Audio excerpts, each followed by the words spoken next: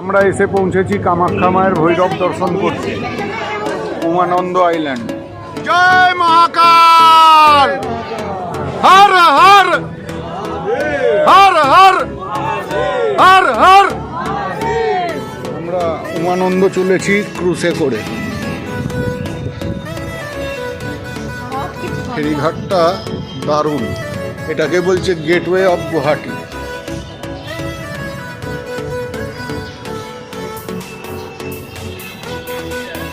অত্যাধুনিক ফেরিঘাট।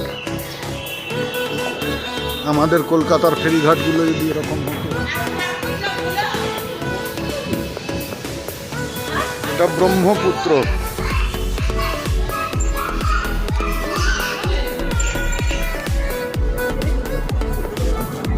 ওই আইল্যান্ডটা, ওইটা উমানন্দ আইল্যান্ড, আমরা ওখানে যাব।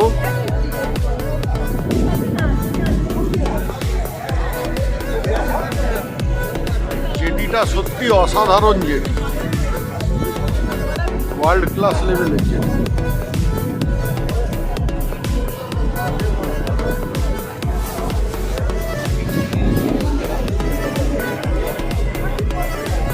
সামনে যে পাহাড়টা দেখা যাচ্ছে এটা নীলাচল পাহাড়। এই পাহাড়েই মা থাকেন, মানে কামাখ্যা মায়ের মন্দির এই পাহাড়ের উপরে।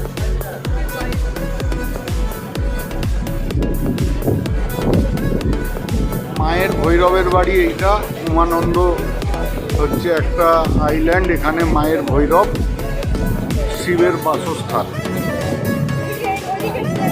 এটা শিবের বাসস্থান উমানন্দ, এবং ঠিক উল্টো পারে মায়ের পাহাড়। এটা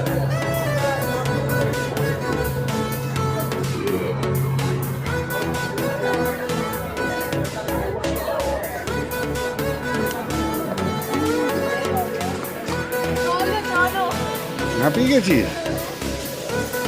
আমরা এসে পৌঁছালাম মায়ের ভৈরব উমানন্দের কাছে। মায়ের দর্শনের আগে উমানন্দের ভৈরবের দর্শন, তারপরে কামাখ্যা মায়ের দর্শন করতে হয়, এটাই রীতিতে লেখা। ব্রহ্মপুত্র নদের ঠিক মাঝামাঝি জায়গায় এই দ্বীপটা অবস্থিত, এবং এই লাল রঙের যেটা দেখছেন এটাই মহাকাল ভৈরবের মন্দির। কামাখ্যা দর্শনের আগে মহাকাল ভৈরবকে দর্শন করতে হয়, এটাই কথিত আছে।